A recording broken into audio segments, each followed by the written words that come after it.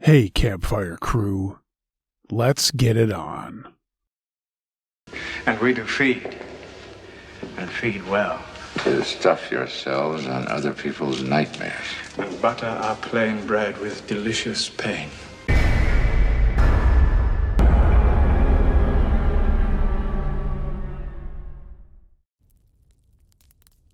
House of a Thousand Horrors by Ms. Suicide Sheep.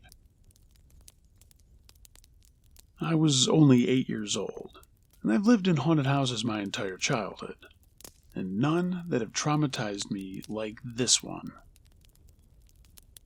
My family and I lived in a fairly big house just outside of Temecula, California, and that house had a dark, evil energy, and I dreaded coming home every day from elementary school. I especially dreaded nighttime. That's when everything obviously got worse. We were a small nuclear family. Just me, my mother, little brother, Xander, and my Marine father, who was usually gone in Afghanistan or Iraq. But whatever was in that house loved when my father left.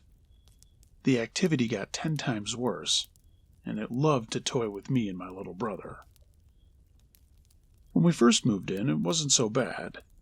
Toys going off on their own, unexplained noises in the attic, things that could be brushed off. Until one night. My little brother was still a baby, maybe around 2 or 3 years old at the time, still crib-bound. My mom, sleeping in her bed, woke to hear some weird noises coming from the baby monitor in the middle of the night. She described it as a loud static, and then a man's deep, disembodied voice taking over the monitor. My mom immediately jumped out of bed and rushed over to my baby brother's room.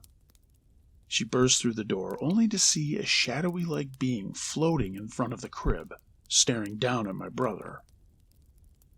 As quickly as she entered, the shadow flew backward into the open closet with lightning speed. It slammed the door shut and caused a hanger to fall down onto the floor outside of the closet.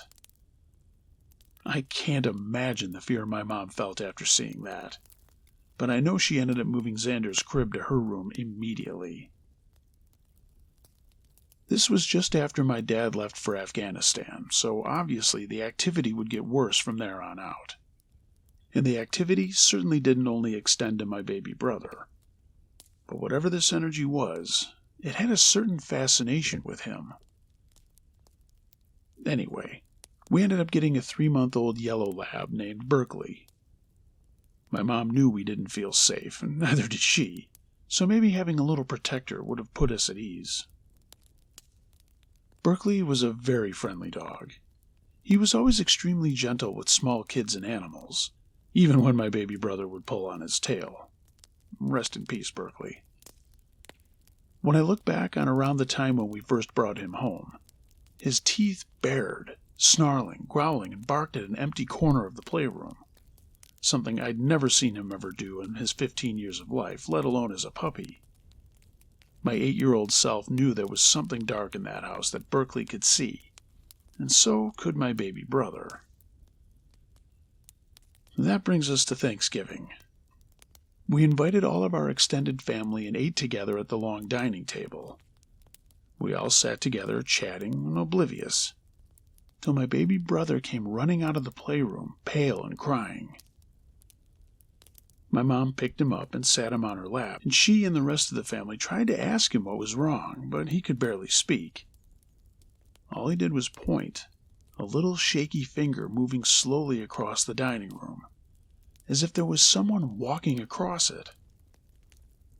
The rest of the family laughed it off, trying to console him and put him at ease. But I knew. I'm pretty sure my mom knew, too, that he was seeing something that we couldn't. A little bit after Thanksgiving, another incident with my brother happened. While I was upstairs, he let out a blood-curdling scream and ran out of the playroom to my mom's arms while she was on the couch. I immediately went downstairs to see what had happened, and we'd never seen him so scared. My mom tried to soothe him and ask what happened, but all he said is that the man grabbed him by his arms and tried to pull him into the toy box with him. My mom and I were terrified to hear that. After all we'd seen and heard, we 100% believed him, and Xander refused to go into his toy box again. So we took all of his toys out and laid them on the ground outside of it. Only minutes later, I was sitting in the dining room on the family computer playing Build-A-Bear, trying to distract myself from what had just happened. And my mom, with widened eyes, looked over at me from the couch. "Lexi, Lexi," she whispered firmly, fear in her voice. I snapped my head up to see the Christmas chain I had made at school hanging on the wall just beside the TV, being lifted up from the bottom of the chain. There wasn't a draft of wind. Something was holding the paper chain up by the tail end, and it began to move around in an odd way, like something bending it around. Whatever it was then yanked hard on it and pulled the chain entirely off the wall, and it fell onto the floor. There was absolutely no denying it now. There was energy or energies in that house. My entire family was so afraid of nighttime. Me, my mom, dog, and baby brother all slept in her room every single night with the door locked. At nighttime, when the heavy footsteps would follow you up the stairs, and pots and pans would be played with, toys would go off when they weren't supposed to, and sometimes saying things they weren't supposed to say. And the attic. Oh my God, the fucking attic. It was like the motherfuckers were having a party up there, stomping around at 3 a.m. And not to mention, when we'd wake up the next morning, we'd find pots and pans scattered all over the floor. It was like whatever this was, it enjoyed chaos and our fear. That's when my mother gave me wise advice at such a young age that I still use it to this day. Don't show it fear, no matter what. It feeds off of it. One day, I was feeling brave. I was going to go into my own room for once in the middle of the day and lock the door. I was going to take my mom's advice. Fuck this ghost. I clicked the door shut and locked it. I climbed up the ladder to my singular bunk bed with space underneath it and made a circle of stuffed animals around me. I'm telling you, the minute I settled down onto my bed, I heard a very high-pitched childlike voice coming from space below my bed saying, "Hi." It spoke to me. It spoke directly to me. I froze and I felt my heartbeat in my throat. It didn't sound like a child. It sounded like an adult mimicking a child's voice. I wanted to scream so badly, but I remembered my mom's advice. So I slowly but shakily began climbing down the ladder. My entire body felt like jello. "What did you just say?" I asked nervously, trying to hide my fear. And it didn't respond. I ran to my door, shaking hands, fumbling with the lock, and got the hell out of there. No matter where I went, no matter the time of day, I was constantly on alert for the next thing that would happen. Some nights I'd be too scared to sleep. My mom made the mistake of accidentally falling asleep on the couch while watching TV one night, while the rest of us were sleeping in her room as usual. Then my mom woke up to all the toys simultaneously going off. She tried to brush it off and ignore it, and thinking maybe it would go away. But no, it needed her attention. A couple of seconds later, she could hear the pitter-patter of bare feet running across the tile, and then boom! Like someone pounded their fists on the sliding glass door as hard as they could. She quickly got up and saw the blinds were bent and twisted, and immediately called the police. The police came around 2 or 3 a.m., flashlights on, searching every inch of the house, including the attic. There were no intruders, but my mom had had enough. She turned to a priest and had him come to our home. Unfortunately, that didn't work. One day after school, I saw her light white candles in every single room of the house, smiling and dancing, and she told me to join her. That our good energy was supposed to counteract the bad. and I did so thinking of all the happy thoughts I could as I danced in each room. That didn't work either. All we could do was just wait. Wait for my dad to come back while every family member that stayed the night left feeling disturbed. My father finally arrived home, I think, about 8 months later. The activity dialed down a bit, but didn't dissipate. He was a firm disbeliever in ghosts, but after returning home, even he admitted that the things he saw happening left him feeling stumped and unsettled. We lived in that house for 2 whole years. 2 years of horror movie-like activity. 2 years of my nervous system being on high alert 24/7. I was relieved when he finally got stationed at Fort Leonard Wood, and we could finally leave that place. As my mom was doing some packing, she could hear what sounded like a mother scolding her child in the walkway, and that's why we believe there were multiple entities. Regardless, she prayed they didn't follow us, and they didn't. But that didn't mean we were safe from the spirits of our next home. Far from it.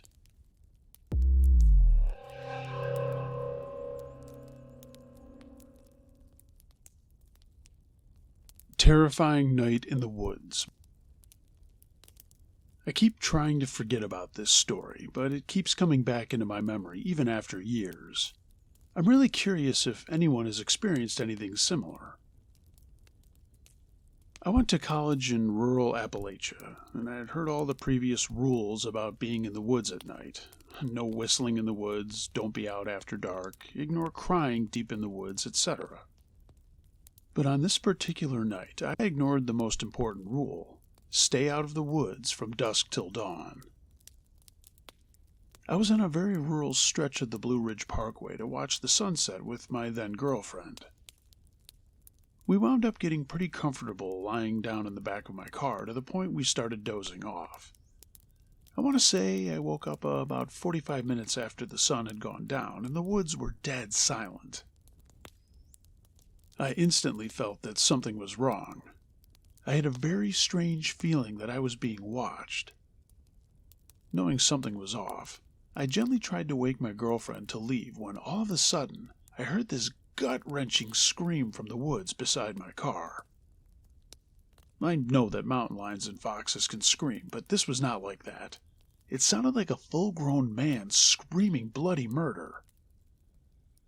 I instantly got out of the car, slammed my trunk shut, and ran to the driver's door to drive away. As I was putting my key in the ignition, I heard an almost maniacal laugh and what sounded like footsteps bolting towards us. I matted the gas pedal and got the hell out of there, and neither of us spoke the entire drive back to campus. I've avoided that stretch of the parkway ever since. I have no idea on earth what happened. There are no hiking trails, buildings, or campsites anywhere near where we were. Anyway, I just thought I would share. Please don't wander into the woods after dark. I don't want to know what could have happened if I hadn't have woken up.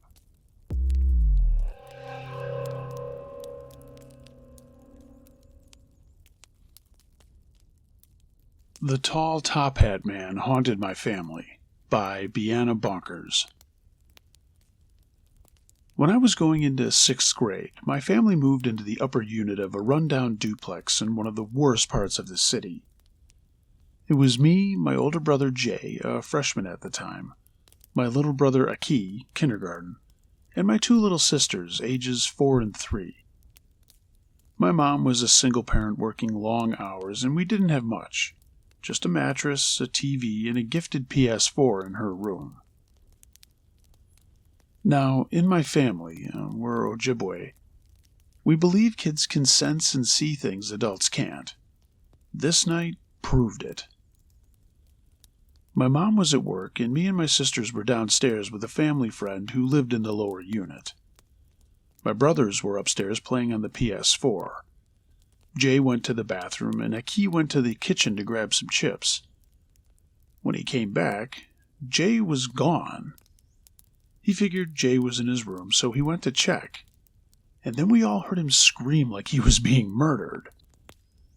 We ran upstairs right as my mom was getting home from work, and Aki was clinging to Jay, crying so hard he could barely talk. Jay looked freaked out, but swore he didn't do anything. Once Aki calmed down, he said that when he went into Jay's room and flipped the light on, it exploded, and in that flash, he saw a tall, dark man wearing a top hat. We went into the room, and sure enough, the light bulb had blown. My mom immediately smudged the entire place with sage, and we all tried to calm down. I want to state that me and my siblings weren't exposed to the internet. We had an Obama phone to use if we ever needed to call Mom while she was at work. And if you've ever had an Obama phone, you know how slow it is. Yes, we had the PS4 to watch YouTube, but none of us were watching anything scary, so we had never heard of the Top Hat Man and his stories. Anyway, that night we all slept in my mom's room. Again, the only room we had set up. The lights were off except for the TV, and my little sisters wouldn't stop jumping around, so my mom made them sit on the wall to settle down. A few minutes later, both of them suddenly screamed and bolted for the bed, crying and shaking. They said there was a man standing in the kitchen, smiling at them. The kitchen was visible from that room, and all the windows and doors were open because it was hot. My mom got up, mad and protective. She turned all the lights on and started smudging again. She opened all the windows and door to the stairs that led outside, and even the door downstairs. And she had all of us yell, "You are not welcome here. Get out," over and over. Then we all heard footsteps going down the stairs. Me and Jay just stared at each other frozen. We didn't have to say a word. We both knew what we had heard.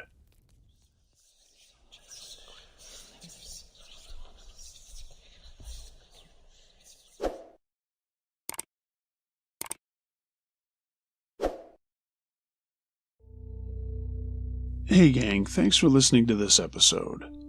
If you have a true scary story of any nature that you'd like me to narrate, email it to unclejosh.truescarystories@gmail.com. I read them all. We're getting closer and closer to the Halloween extravaganza, so if you've got a true scary Halloween story that you'd like me to have on here, send it away as quick as you can. Would love to have it in this year's episode. If you're catching this on YouTube and you like what you heard, give it a like. If you're not a subscriber, why not become a subscriber today? Tell a friend about the channel too. I'd appreciate it. It all does affect the algorithms positively. Want to give a quick shout out and point you guys in the direction of a podcast that has just been relaunched. It's the Scarifier podcast, simply found on YouTube, Scarifier Podcast. They do horror movie reviews and are looking to do some other stuff as they rebuild their channel, and I hope that you guys will go check them out. Do them a solid. If you'd like to take your support of what I'm doing a step further, find the link to my Patreon page and check out my storefront at tpublic.com. Get yourself some Uncle Josh and Campfire Crew merchandise. You'll be the cat's ass in your neighborhood wearing a shirt. Everyone, be excellent to each other. And until next time, be wary of things that go bump in the night. It could be anything. A ghost, a monster, or the guy next door.